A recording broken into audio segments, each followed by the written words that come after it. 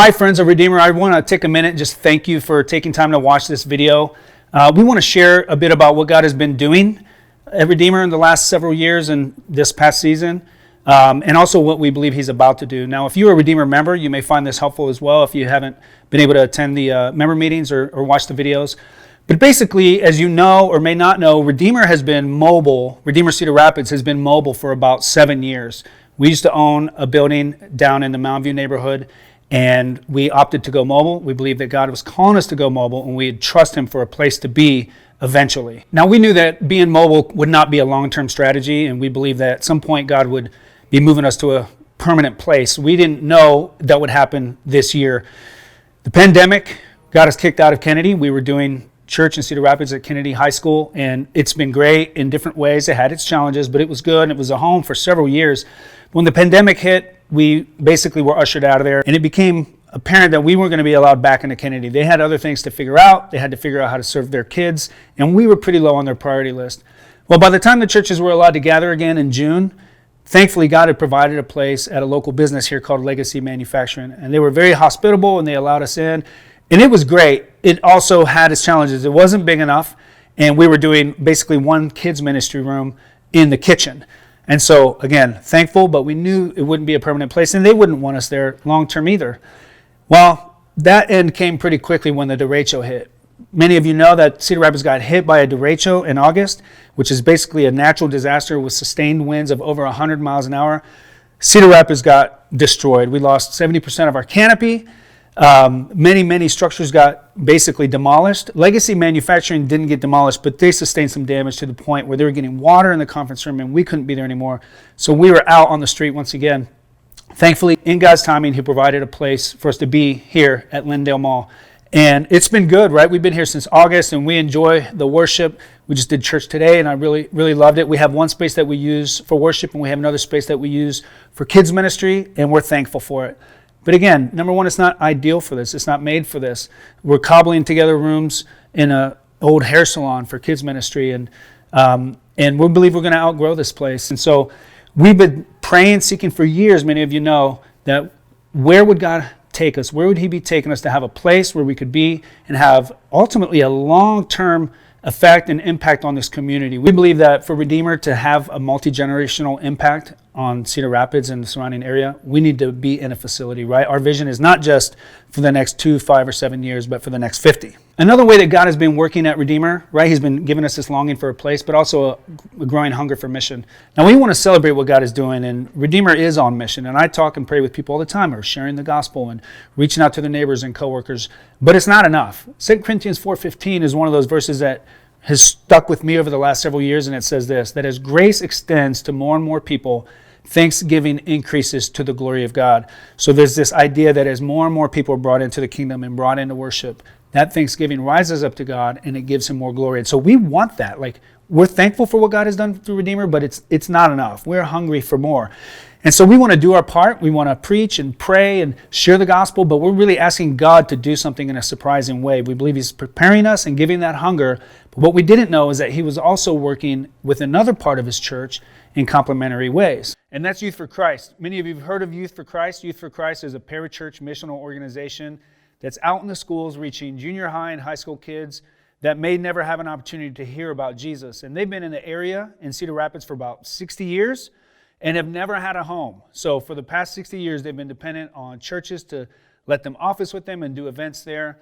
Well, this past year, God moved really quickly and provided Youth for Christ with a facility. And so now they finally have a place where they can teach, train, bring kids in, and even send out people from. One of the things about Youth for Christ is that they love the church. They know they're not a local church. They are a parachurch, so they're a complement to the church, and the church is a complement to them. And so immediately when they got this building, Mark Moyer, the executive director at Youth for Christ, reached out to churches because he figured this is a great opportunity and a place to share with the church. They can do their ministry and outreach during the week, and a church could come in here on the weekends and do worship and their thing. And so I heard about that, and I went and met Mark. I had met Mark before, and I'd heard of Youth for Christ, so I was really curious to see how this would develop.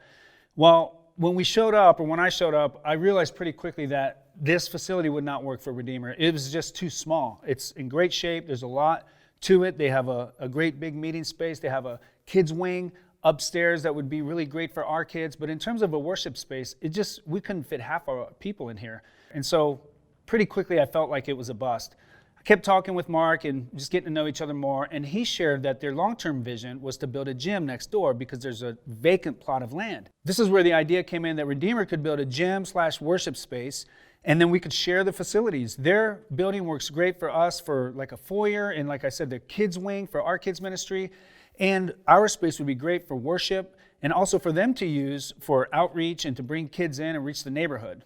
So as the pastors and the members of Redeemer have considered this opportunity over the last several months, we believe that it's just something that we need to pursue. Number one, it makes so much sense financially to be able to only spend money on 6,500 square feet of facility but have access to 15,000 is unbelievable. And there's also free parking here. We wouldn't have to spend money on that. There's street parking, and there's actually a parking lot across the street that is free on the weekends.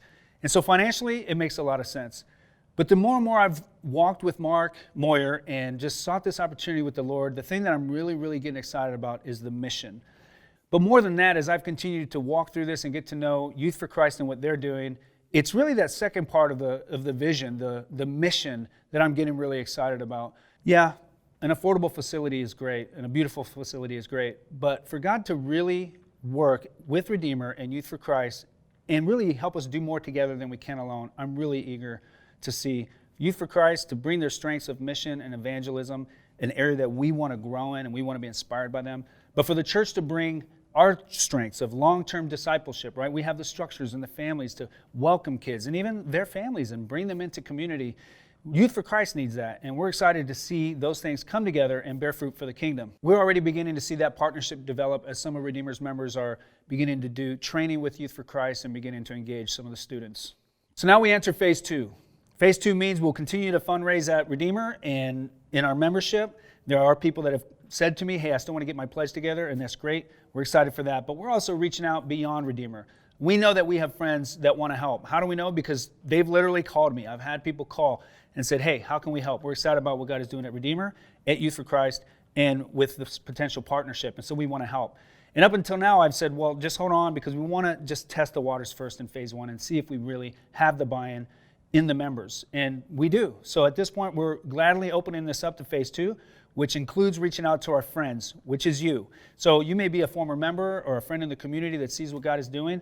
We want to ask you to support us. We want to encourage you to pray for us for sure, and mostly to pray that this dynamic between Youth for Christ and Redeemer would bear fruit for the kingdom. If that's something that you feel led to do, we've included a link to the pledge form above or below this video. And just click on through. It's a pretty simple form. But if you have questions more about the vision or how the pledging works, you can reach me at donovan@redeemerhome.com, and I would love to sit with you. So I already mentioned that we're about 85% of the way to our $625,000 goal, and really excited by that. But the question comes up, what if we reach 100%? What if we reach 130, 140%? Right now we're talking about just one level, a gym/worship space. But if God provides abundantly, we'd be more than glad to put another 6,500 square feet under there that could have more kids space and just ministry space, right? For events, for Youth for Christ, for the community, and for Redeemer. Ultimately, that's up to God, but that would be really, really encouraging. So, Redeemer friends, thank you so much for tuning in and just hearing how God has been working. Really thankful, really excited, and feel free to reach out with any questions, all right? Love you.